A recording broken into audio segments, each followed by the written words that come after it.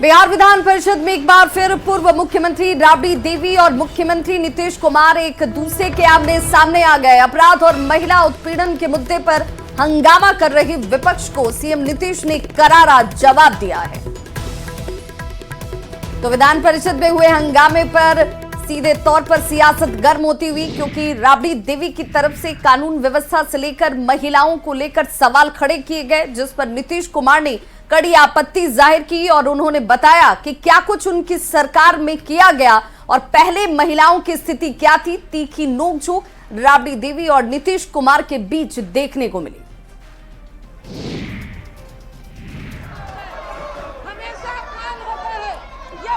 अरे गलत बात है, बैठ जाइए। महिलाओं के लिए कोई काम हुआ था? कितना ज्यादा महिलाओं के लिए हम लोगों ने काम किया। अरे 50% आपको मालूम है, जब हम लोगों ने प्रचार किया 50% महिलाओं के लिए, कितना ज्यादा महिलाओं के लिए हुआ। ये सब कोई महिला को किया था? कहीं पढ़ाता था? अरे कुछ 5वीं क्लास तक हल्का फुल्का आती थी, उसके बाद नहीं। आज आप जानते हैं कि महिलाएं कितना आगे हैं। अपमानित हुआ? अरे चली गई हो, अरे इन लोगों के चक्कर में चली गई हो तो कुछ नहीं जानती हो। पूरी बात जानिए, ये सारा का सारा काम कराया गया है।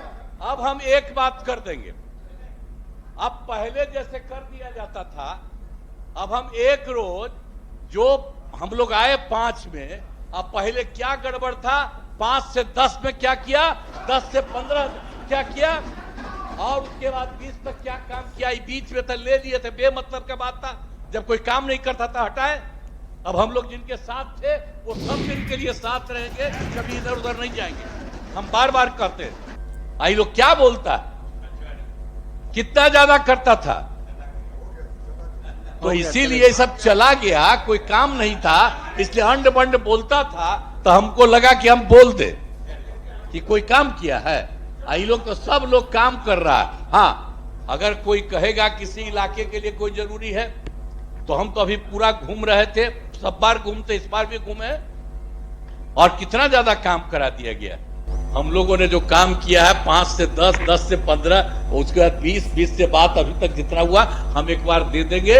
आप पहले वाला काम जो था वो भी हम दोनों दे देंगे, ताकि पूरे तौर पर रख दीजिए, ताकि एक एक आदमी को मालूम हो।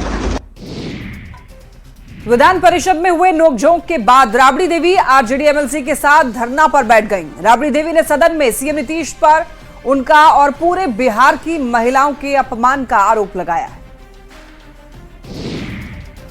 महिलाओं को बीच में बोलते हैं, मैडम इधर भी देखा जाए, करते हैं।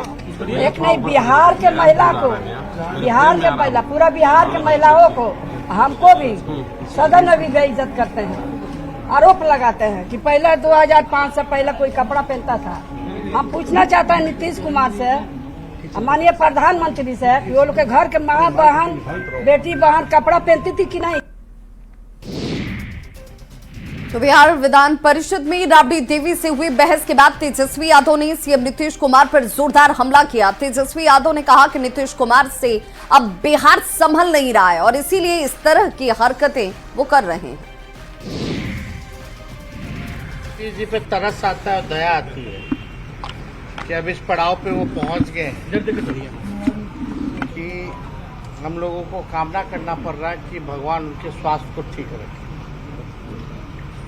बार बार इस तरह का भोली सदन में हरकत है, ये साफ दिखाता है कि ये नॉर्मल नहीं है। और हमको लगता है कि अब नीतीश कुमार जी को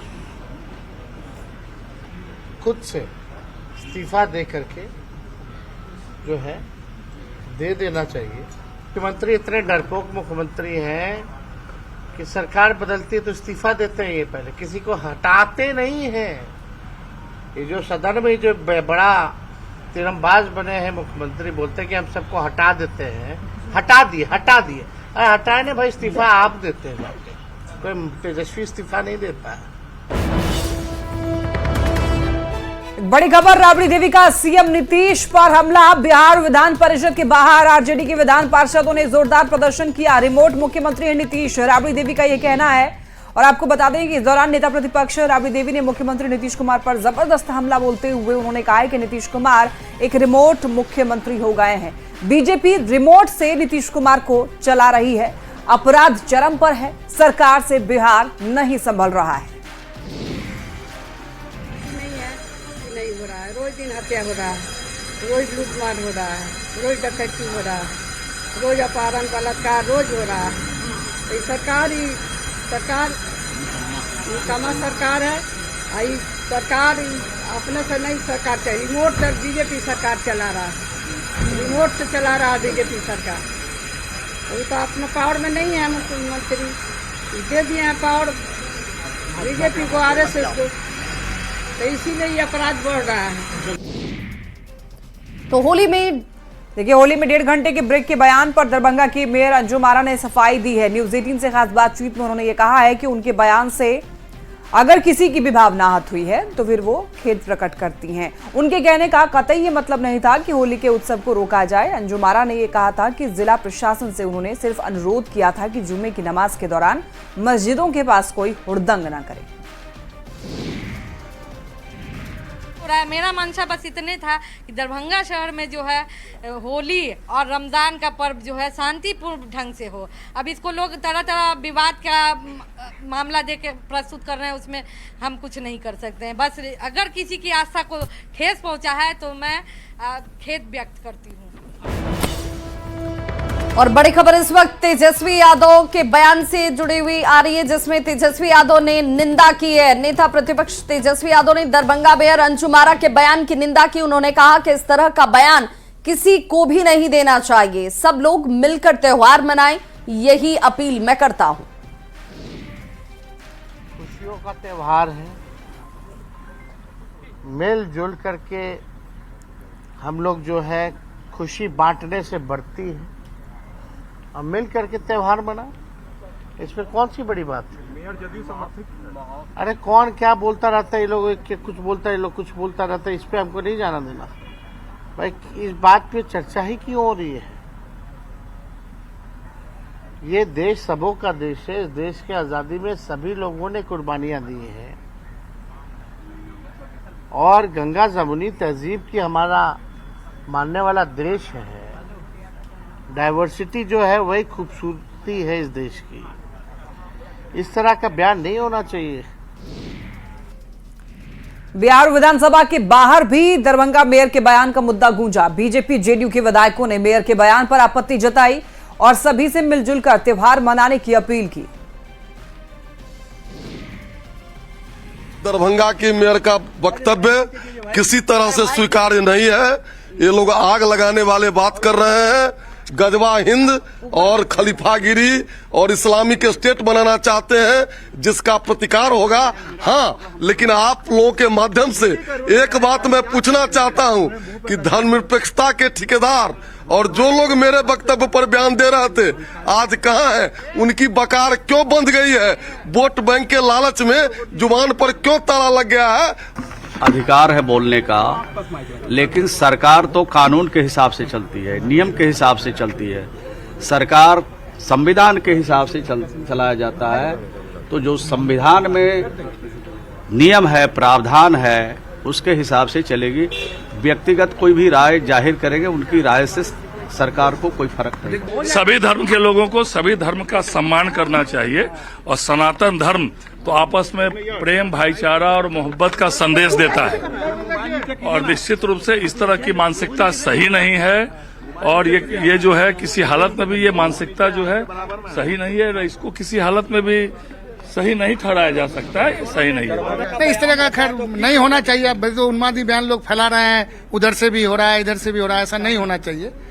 सर, इस तरह का बयान अगर दिया जा रहा है होली को लेकर, अब वो जो दिया जा रहा है कि आप लोग आज जुमा मत पढ़िए, 52 दिन पढ़ते हैं साल में, तो इस पर नहीं बोलते हैं आप लोग कुछ। नहीं, इस तरह का बयान भी चले हैं सर। नहीं, ये भी नहीं चलना चाहिए। इस तरह का भी नहीं, अगर दिया है तो ये भी गलत है, तो वो भी गलत है। दरभंगा मेयर अंजुम आरा पर सांसद गोपाल जी ठाकुर ने कार्रवाई की मांग की है। उन्होंने कहा कि ऐसे बयान देने वाले सनातनियों का अपमान कर रहे हैं। दरभंगा मेयर अंजुम आरा का कल का बयान निंदनीय है। संवैधानिक पद पर बैठे लोगों को इस तरह का वक्तव्य देकर भावना भड़काने का काम नहीं करना चाहिए था। और मिथिला की धरती शांति की धरती है, मां जानकी की धरती है और दरभंगा के लोग शांति और सौहार्द के साथ प्रतिवर्ष होली मनाते आ रहे हैं। इस तरह का बयान देकर के सनातनियों को अपमान करने का विषय बंद हो और जिला प्रशासन अविलंब इस विषय को लेकर के विधि सम्मत इस पर कार्रवाई करे। बिहार में ये घमासान शुरू ही हुआ था। अब देखिए, बीजेपी विधायक हरिभूषण ठाकुर बचौल के बयान के बाद बचौल ने ये कहा कि साल में देखिए 52 जुम्मे आते हैं और होली सिर्फ एक। अगर हिंदू अपने घर में पूजा पाठ कर सकते हैं तो मुसलमान क्यों घर में नमाज नहीं अदा कर सकते। और इस बार भी होली जुम्मे के दिन ही है। मुस्लिम बंधुओं से निवेदन है कि 51 जुम्मा वो लोग करते ही हैं। भाईचारा के साथ होली मनाने दें हिंदुओं को, और अगर बड़ा दिल हो तो बाहर निकले, अगर रंग भी लग जाए तो उसको बुरा नहीं माने। वहीं बड़ा बयान इस वक्त अश्विनी चौबे की तरफ से सामने आता हुआ पूर्व केंद्रीय मंत्री अश्विनी चौबे ने बयान दिया। उन्होंने कहा है कि सीएम नीतीश कुमार के बेटे निशांत कुमार के राजनीति में आने का समर्थन वो करते हैं। अश्विनी चौबे ने निशांत कुमार को सीएम पद के लिए बेहतर विकल्प बताया। उन्होंने कहा कि निशांत अगर राजनीति में आते हैं तो उनका स्वागत है। साथ ही तेजस्वी यादव पर निशाना साधते हुए उन्होंने कहा कि तेजस्वी यादव के डीएनए में ही भ्रष्टाचार है और वे मुख्यमंत्री बनने का सपना देख रहे हैं। डीएनए, जिनके डीएनए में भ्रष्टाचार है, तो पढ़े लिखे लोग, निशांत तो बेचारा इंजीनियरिंग पढ़ा है, वो भी बनना चाहिए। तो नीतीश जी तो बड़े चेहरे हैं। अरे अब तो युवा चेहरा अगर आएगा तो उसको भी इनके टक्कर में, ये भ्रष्टाचारी डीएनए वाले अनपढ़ लोग, इनके टक्कर में निशांत बहुत अच्छा हो। आज होली के अवसर पर हम तो कहते हैं उससे कहीं अच्छा जो इंजीनियर पढ़ने गया, इंजीनियरिंग पढ़ा है, वो मुख्यमंत्री नीतीश कुमार तो छोड़ दीजिए, उनका बेटा निशांत भी कई गुना उससे अच्छा है। और वो मुख्यमंत्री, अगर एनडीए युवा चेहरा को लाना होगा तो वैसे मुख्यमंत्री भी बन सकते हैं। अश्विनी चौबे के बयान के बाद फिर चर्चा में आए निशांत कुमार राजनीति में आएंगे या नहीं, इस पर बहस शुरू हो गई है। हालांकि जेडीयू और कांग्रेस ने इसे सीएम नीतीश और निशांत कुमार का निजी फैसला बताया है। आरजेडी ने तेजस्वी यादव पर दिए अश्विनी चौबे के बयान पर पलटवार किया है। निशांत की राजनीति में आने में पढ़े लिखे हैं, इंजीनियर हैं, नीतीश कुमार जी की तरह, कोई दिक्कत नहीं है। लेकिन निर्णय तो निशांत जी को खुद करना है। मेरे चाहने से, अश्विनी चौबे जी के चाहने से और उसके चाहने से तो फर्क नहीं पड़ता। ये सिर्फ दो ही आदमी पर फर्क पड़ता है, निशांत जी और नीतीश।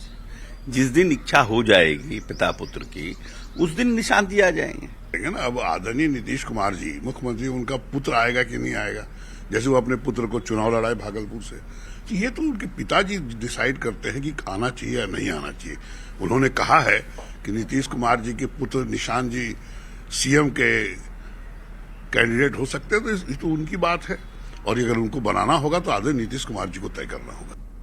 बिहार में परिवर्तन की जो बयार बह रही है वो तेजस्वी जी के नेतृत्व में बह रही है और बिहार की जनता एक ही बात स्पष्ट रूप से कह रही है कि बिहार की जनता का विश्वास 2025 में तेजस्वी के नेतृत्व में महागठबंधन सरकार। और आरा से बड़ी खबर इस वक्त आ रही है। को क्या छोटू मिश्रा की मौत हो चुकी है। अस्पताल में इलाज के दौरान उसकी मौत हुई है। पुलिस मुठभेड़ में छोटू मिश्रा घायल हुआ था। सदर अस्पताल में इलाज के दौरान ही मौत हो चुकी है। 5 से ज्यादा मामलों में ये शख्स आरोपी था। प्रॉपर्टी डीलर से लूट के दौरान पुलिस के साथ इसकी मुठभेड़ हुई थी। मौत के बाद परिजनों ने हालांकि जमकर हंगामा किया। हंगामा कर रहे लोगों को पुलिस ने दौड़ा कर पीटा है। भोजपुर जिले के जगदीशपुर थाना क्षेत्र के 4 लेन ओवर ब्रिज पर पुलिस के साथ मुठभेड़ में गोली लगने से घायल छोटू मिश्रा की इलाज के दौरान मौत हो चुकी है, जिसके बाद आक्रोशित परिजनों ने जमकर हंगामा किया। शव को सड़क पर रखकर प्रदर्शन किया गया। परिजनों का यह आरोप है कि जानबूझकर छोटू को इलाज के लिए बाहर नहीं जाने दिया गया। मौत की खबर के बाद परिवार वालों का आक्रोश भड़क उठा। इन लोगों ने हंगामा शुरू कर दिया और सड़क जाम कर गाड़ियों की यहां लंबी कतारें लगा दी। पुलिस ने इस दौरान हालांकि जमकर लाठीचार्ज किया और प्रदर्शन कर रहे लोगों को यहां से खदेड़ा है। और एक बड़ी खबर आरा से, देखिए तनिष्क शोरूम लूटकांड में खुलासा हुआ है। दरअसल पश्चिम बंगाल में इस लूट की साजिश रची गई। बांकुड़ा जेल से जुड़े लूटकांड के तार बाहरी गिरोह ने लूट को अंजाम दिया है। भोजपुर पुलिस जांच कर रही है। 4 लुटेरों की पुलिस को तलाश है। 2 लुटेरे हालांकि गिरफ्तार हो चुके हैं। 10 करोड़ 9 लाख के गहने की लूट हुई है और लूट का आधा से भी ज्यादा गहना बरामद नहीं हुआ है। आपको बता दें कि 10 मार्च को देखिए सुबह 10 बजे गोपाली चौक पर लूट हुई थी। गार्ड का हथियार भी लुटेरे लेकर के भाग गए। मुजफ्फरपुर समस्तीपुर रेलखंड पर सीहो स्टेशन के पास नई दिल्ली से दरभंगा जा रही बिहार संपर्क क्रांति एक्सप्रेस के चक्का से अचानक से तेज धुआं निकलने लगा, जिससे यात्रियों में हड़कंप मच गया। सीहो स्टेशन के पश्चिमी गुमटी के पास ट्रेन को रोका गया और फिर टेक्निकल टीम ने ब्रेक की समस्या को दुरुस्त किया। इस दौरान करीब 40 मिनट तक ट्रेन यहीं पर रुकी रही। फिर समस्या ठीक होने के बाद ट्रेन दरभंगा के लिए रवाना हुई। मुजफ्फरपुर से बड़ी खबर, जब्त शराब नष्ट करने के दौरान ठेकेदार और उसके मुंशी ने थाने से शराब की बड़ी खेप को ही गायब कर दिया। देखिए शक होने पर जब पुलिस ने जांच की तो धीरन पट्टी से शराब की बड़ी खेप बरामद हुई। पुलिस ठेकेदार और मुंशी को हिरासत में लेकर अब पूछताछ कर रही है। मामला सामने आने के बाद एसपी ने थाना प्रभारी को सस्पेंड कर दिया है। उसी में से वो जो लेबर जो था, जो कॉन्ट्रैक्टर, वो के माध्यम से शराब को घर ले जा रहा था। स्टिकर जो हम लोग कर रहे थे उसी में से कुछ शराब को ले जा रहा था। तो उस दोनों जो कॉन्ट्रैक्टर है उसको अभी हिरासत में लिया गया है और एक और जो प्राइवेट आदमी जो मुंशी के रूप में काम करता था थाना में, उसको भी हिरासत में लिया गया है। आगे की कार्रवाई की जाएगी। खगड़िया में एक सरकारी स्कूल में प्रिंसिपल और शिक्षिका के बीच मारपीट का वीडियो वायरल हो रहा है। वायरल वीडियो परबत्ता प्रखंड के प्राथमिक विद्यालय इंग्लिश लगार का बताया जाता है और स्कूल के प्रिंसिपल और 2 शिक्षिका के बीच जमकर मारपीट हुई। रसोइयों के बीच बचाव किए गए रसोइया की तरफ से आरोप यह है कि प्रिंसिपल के पति ने महिला शिक्षकों के साथ बदसलूकी की, जिसके बाद मामला बढ़ा और बताया यह भी जा रहा है कि स्कूल में मिड डे मील को लेकर विवाद शुरू हुआ था। बोले आप मत बोलिए, ये बोलेगी, ये मेरा स्कूल का जो प्रिंसिपल है ये बोलेंगे आप मत बोलिए, तो वो बोला हाँ हम बोलबे करेंगे। बस वो दौड़ के खुशबू मैडम पर हाथ छोड़ दिया। वो जब मारने लगे तो हम वीडियो बनाने लगे। जैसे हम वीडियो बनाने लगे तो इतने देर में जो प्रिंसिपल है वो मेरे ऊपर आके उलझ गई, फिर हमसे भिड़ गई। बड़ी खबर पुनपुन से, पटना गया 4 लेन NH 22 पर पुनपुन डुमरी के पास में एक अज्ञात ट्रक ने भेड़ पालक मिथिलेश भगत सहित 17 भेड़ों को कुचल दिया, जिसमें मौके पर ही भेड़ पालक मिथिलेश भगत और 7 भेड़ की मौत हुई है, जबकि 10 भेड़ घायल है। भेड़ों का झुंड लेकर जा रहे थे तो करीब 3 बजे रात में ही एक कोई अज्ञात ट्रक द्वारा धक्का मार दिया गया, जिससे मिथिलेश भगत की मृत्यु हो गई है, जिनका उम्र 45 वर्ष है। और भेड़ भी जो 17 भेड़ है, 17 भेड़ों की मृत्यु हो गई है और करीब 10 भेड़ घायल हैं। इस संबंध में पशुपालन पदाधिकारी को खबर किया गया। पशुपालन पदाधिकारी आए और सब जांच किए और इस संबंध में जो पोस्टमार्टम के लिए मृतक मिथिलेश भगत के डेड बॉडी को भेज दिया गया है। आरा से बड़ी खबर, जहां सदर अस्पताल में इलाज में लापरवाही का मामला सामने आ रहा है और ये बड़ी खबर भोजपुर जिले के बिलवनिया गांव में एक पिता ने अपने 4 बच्चों को जहर दे दिया और उसके बाद खुद भी जहर खाकर जान देने की कोशिश की गई। इलाज के दौरान 2 बेटी और 1 बेटे की मौत हो गई है। परिजनों का यह आरोप है कि जब जहर खाए लोगों को अस्पताल लाया गया तो उन्हें अस्पताल में इलाज ही नहीं मिला। वहां बैठे दलाल उन्हें निजी अस्पताल ले गए। परिजनों का यह भी कहना है कि इलाज में देरी की वजह से 3 बच्चों की मौत हो गई।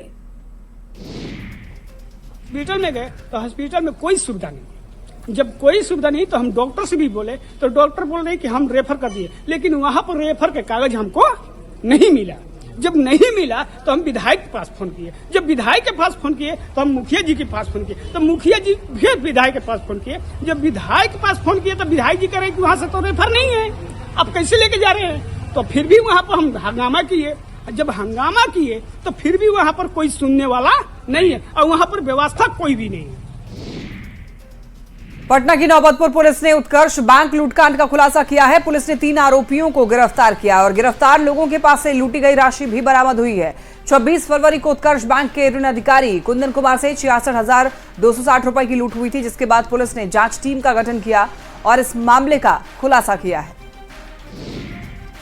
26 फरवरी के नौबतपुर थाना अंतर्गत ग्राम कहारी चक में संध्या लगभग 4 बजे के आसपास उत्कर्ष फाइनेंस बैंक के कर्मी के साथ 3 अपराध कर्मियों द्वारा लूट की घटना को अंजाम दिया गया था। इसी में कांड दर्ज कर तकनीकी एवं मानवीय सूचना के आधार पर 3 अभियुक्त को गिरफ्तार किया गया है तथा उनकी निशानदेही पर जो बाइक इस घटना में उपयोग हुआ है उस बाइक को बरामद किया गया है। खबर बाढ़ से, जहां अकबरपुर रोड में बीजेपी नेता आशुतोष सिंह के घर बदमाशों ने फायरिंग की वारदात सीसीटीवी कैमरे में कैद हुई है। वीडियो में साफ दिखाई दे रहा है कि घर के बाहर एक गाड़ी लगी है जिसमें से एक युवक पिस्टल निकालकर फायरिंग कर रहा है, फिर वो वहां से चला जाता है। बीजेपी नेता आशुतोष सिंह ने इस लेकर पुलिस से शिकायत दर्ज करवाई है। खबर मधुबनी से, जहां पुलिस ने फर्जी अधिकारी बनकर के धौंस दिखाने वाले एक शख्स को गिरफ्तार किया है। गिरफ्तार शख्स की पहचान बेनीपट्टी के बेतौना गांव निवासी दिवांशु के रूप में हुई है। इसके पास से पुलिस और डीपीओ, एडीजी, डीजी, आईआरएस और वहीं साथ ही साथ में इसके समेत दूसरे अधिकारियों के भी फर्जी पहचान पत्र बरामद हुए हैं। तो आरोपी देवाशु मधुबनी में किराए के मकान में 3 महीने से रह रहा था। मकान मालिक जब किराया मांगता तब वे अधिकारी का धौंस दिखाकर किराया नहीं देता। मकान मालिक ने डायल 112 को फोन कर इसकी सूचना दी। पहले तो इसने पुलिस को भी धौंस दिखाया। डायल 112 की टीम ने इसके पहचान पत्र की जांच की तो फर्जीवाड़े का खुलासा हो गया।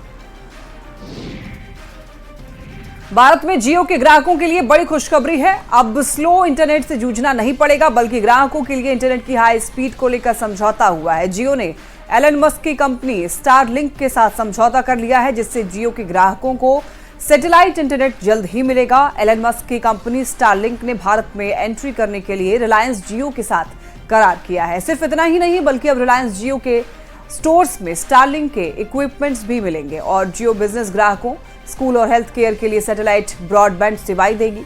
फिलहाल स्टारलिंक अभी 72 देशों के अंदर सेवाएं दे रही है।